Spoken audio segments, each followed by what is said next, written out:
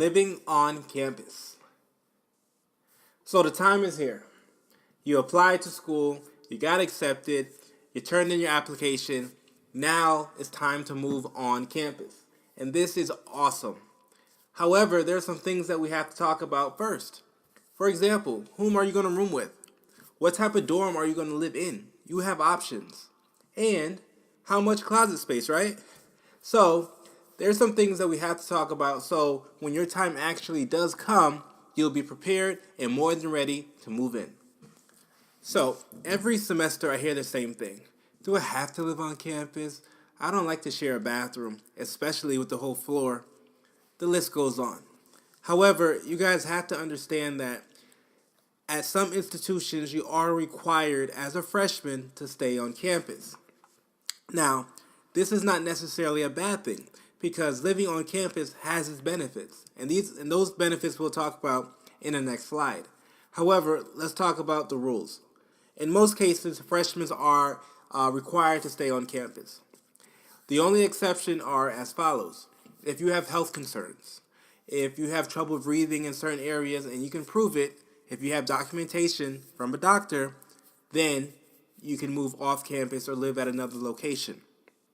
If you have a family, if you're married, if you have children, then obviously the university will pardon you and allow you to stay off campus. And finally, if you live in the city where you're attending school, in most cases the university will allow you to stay with your parents because it doesn't make sense for you to pay rent on campus when you can live at home for free. So, with the exception of those three reasons, you will have to stay on campus. But that is a good thing, and let me tell you why. There are so many benefits to living on campus. In many cases, people meet individuals who they keep in contact with for the rest of their lives. They meet their best friends. Some people meet their spouses. And the reason why is because you're living with these people. You share a bedroom, a bathroom, a common area. You guys ride the bus together. So this same group of students are the people that you'll see every day for an entire year. So naturally, of course, you'll get close. And the better part about it is you guys grow together. So you guys are all freshmen. You're learning about classes, professors, on-campus activities. So you guys typically grow together. And if you continue your friendship, you'll see how people are growing and going to different organizations, but you guys are still friends because you have that bond as a freshman in the dorms. So living on campus has many benefits. Let's talk about it. Number one, you guys have full exposure to the campus resources. And this is very important because a lot of times things that go on campus, they advertise it in the dorms. Your hall directors, your residence assistants, those individuals will tell you about everything that's going on campus. And as a freshman, the university kind of expects you guys to get involved on campus. We expect you to go to the events because we want you to figure out what you like, what you don't like. We want you to learn about the institution. And the only way you're going to do it is by going out there and getting involved. Next, you guys have a stronger connection with your peers and the institution. And this is very important because, again, you're developing that bond and that relationship with your peers and the institution. So living on campus, you begin to feel like this is your home, this is where you belong, you're a part of the university, you embrace the culture of the university. And it's very hard to get that if you live off campus. And we're going to talk about living off campus a little bit later, but we strongly recommend for freshmen to get that on-campus experience. Statistics does show that living on campus equates to higher academic success. And I'm going to talk about that a little bit more in the next slide. But bottom line is, if the students that live on campus, they tend to do better than the students that live off campus. And there are different reasons as to why that's the case, but that is what the data shows and supports. Next, kind of correlating with academic success, higher graduation rate. Students that live on campus typically graduate at a higher rate than students that live off campus. Now, I'm not saying that you can't live off campus because that's fine too. However, if you look at the data, the students that live on campus, they're more engaged with the university, not just with the academics, but also what's going on around campus. And that's very important. If you look at data, it does state that students that live on campus are more satisfied with their overall college experience. And again, that goes back to what I said prior. It's because they're fully engaged. They learn to love their university and embrace it. Um, Next, students get exposed to a wider range of ideas and cultures. This is because at your institution, and it kind of depends on what school you attend, but you're going to have people from all over the country coming to your institution. So it's hard not to run into them. It's hard not to meet them. So as a result, you're going to learn about different cultures, about different people, about how they live their lives back home. And that's excellent because it makes you an over-round or well-rounded individual. So very good. Next, this is very important, especially if you move off campus, but all of your bills are included. It's all inclusive. So your rent, your cable, your internet, and the light bill is all included in whatever fee the university charges you initially. If you move off campus, that is so not the case. In many cases, you'll be paying your rent separately, your lights, your cable, and your internet. So those are 4 bills that you have to pay on your own. And I'm not saying that you guys are not responsible enough to do it. However, as a freshman, that should be the last thing on your mind. We much prefer you focus more so on academics and embracing your college experience. Next, and very important, is safety. When you're on the campus, you have, in most cases, a university police department that's patrolling to make sure everything is safe. If you were to live off campus, you have the city police department, but you kind of already know how that is. So when you're on campus, typically, it's a lot safer. And we're going to talk about safety a little bit later in another lesson, but there are ways to make sure that you're safe while you're on campus. And finally, it's less of a commute. And what that means simply is you don't have to take a bus to drive on campus.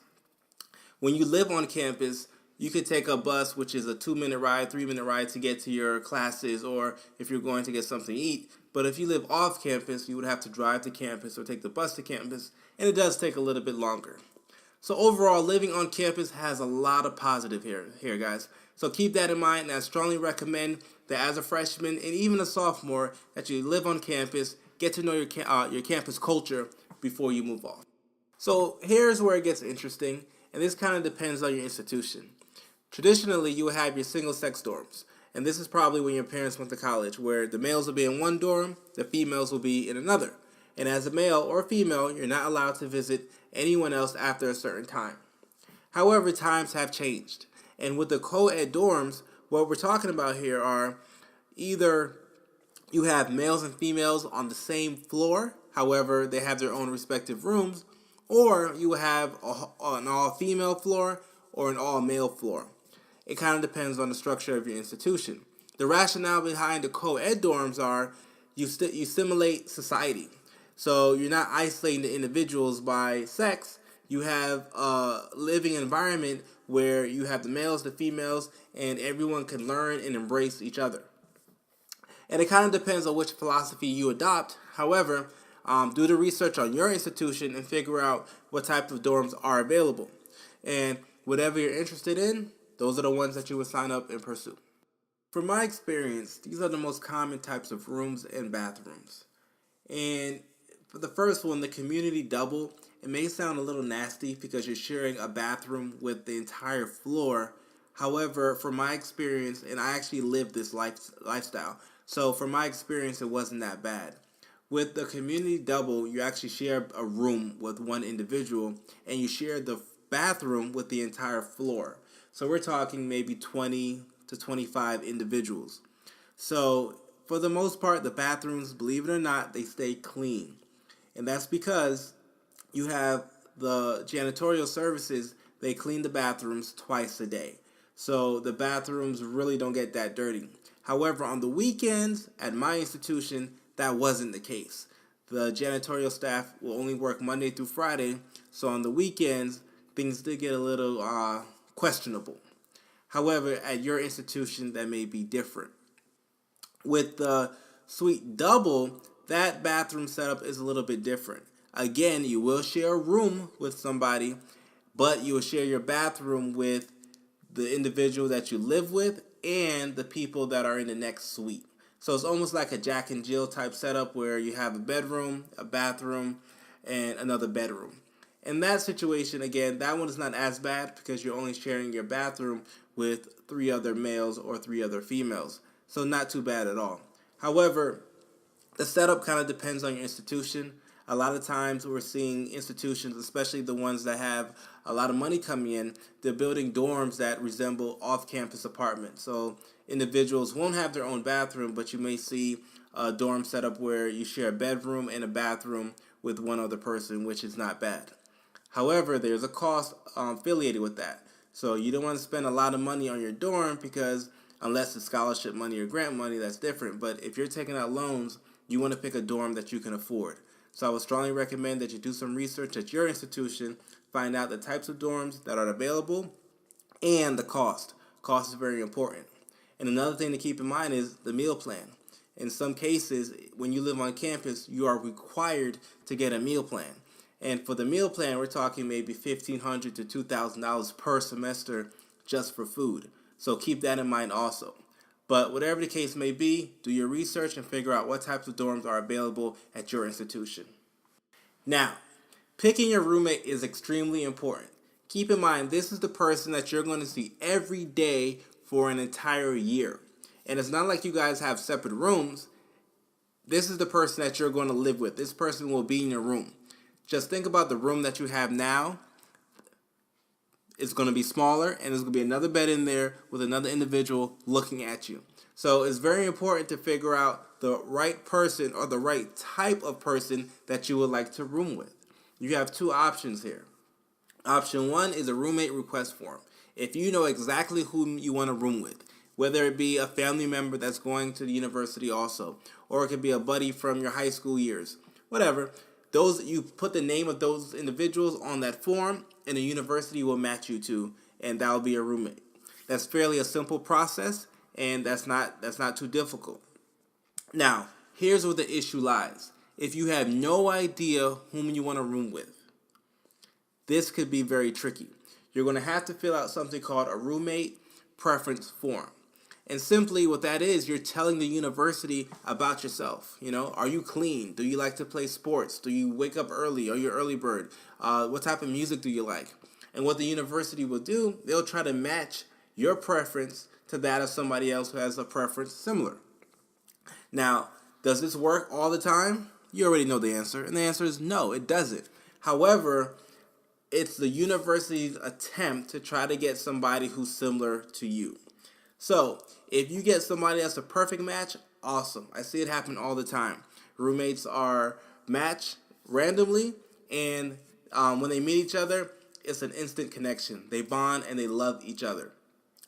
All the time they go out to eat, they go to sporting events, they're always together.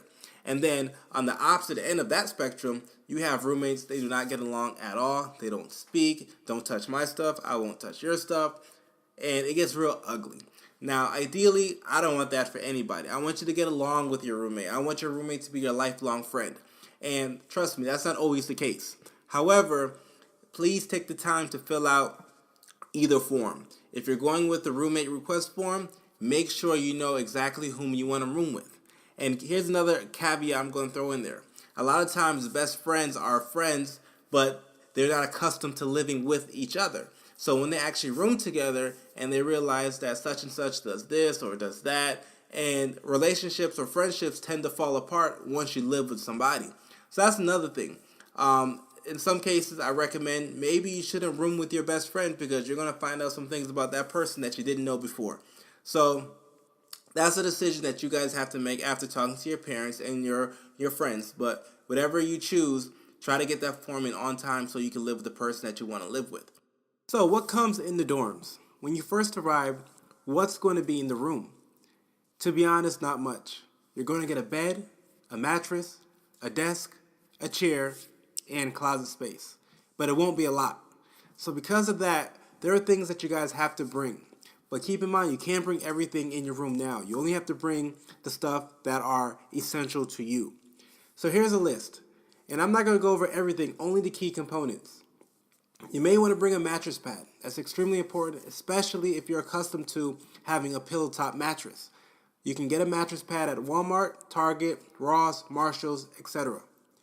I would also look into bringing storage bins. Again, you guys would not have a lot of closet space. So because of that, try to get the storage bins. The beds, in most cases, are elevated, so you can put your bins under your bed, and immediately you have more space. Lastly, the extra long sheets. You can't use a regular twin. You're going to have to get an extra long twin. And those sheets will be available again at Target, Walmart, etc. Everything else is up to you, and it kind of depends on the setup of your dorm. Many times students come into my office and they're concerned because they're not getting along with their roommate, or the relationship already went south and they're not communicating at all. It's very tough to do well in school when every time you come home, you're looking at somebody you really don't like. There's always going to be tension in the room. So because of that, we believe in conflict resolution. And this is very important, so let's go over it. First, you have to make the decision to get along with your roommate. You have to make that conscious effort. So even though they may be different, even though they like the different type of music, or you're an early bird and they're a night owl, you're going to have to understand that people are different and not everyone is like you. And that's what makes the college experience very interesting, because you have to learn to accept different types of people.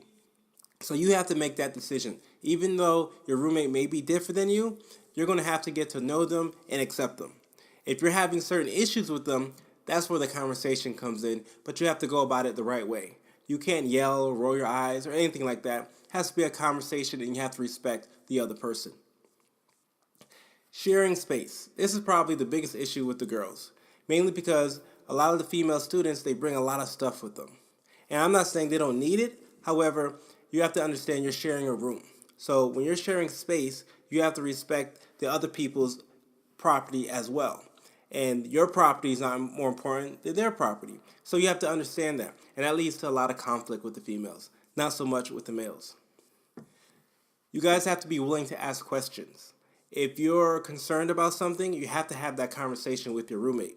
You can't wait until the last minute, or you can't just blow up overnight. It doesn't work that way. You have to address the issue while it's small. So for example, if it's 7 o'clock in the morning and your roommate turns the light on, you can't wait until 2 or 3 weeks later to talk to your roommate about that issue. You're going to have to talk to him that same day and let him know that I'm not a morning person. Could we come up with another way for you to get dressed in the morning? Whatever the case. You guys got to have those conversations and ask questions. Very important to acknowledge what you guys have in common and what you guys don't have in common. And that goes back to having that conversation. You're going to have to be able to communicate with your roommate, especially if you guys are staying in the same room together. Communication is key. Now, if you're having trouble getting along with your roommate, there's staff on campus that can help out. You're going to have your resident assistant, or your RA. That's a student worker. His or her job is to make sure that everything is going well on the floor. You're going to have your resident director. That's an adult. And he or she is their responsibility, again, to make sure that everything's going well on the floor.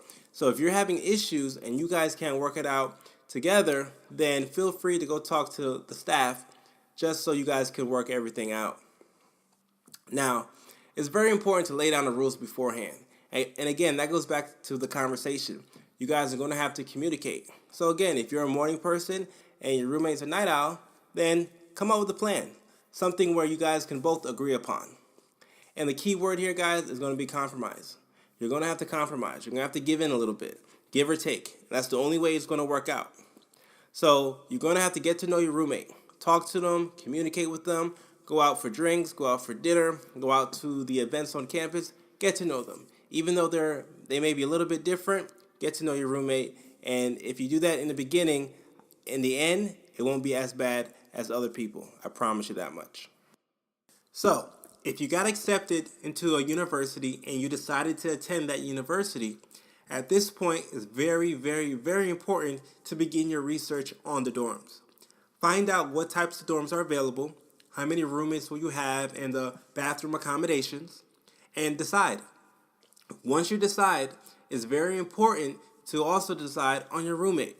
Whom will you roommate with? Will it be a random person or somebody that you know prior? And finally, pay your housing deposit as soon as you can. The dorms fill up very quick, especially for the large schools. So because of that, once you get accepted, pay the fee. I think it's maybe $200. It could be more depending on the institution, but pay your housing deposit so you have a dorm reserved for you.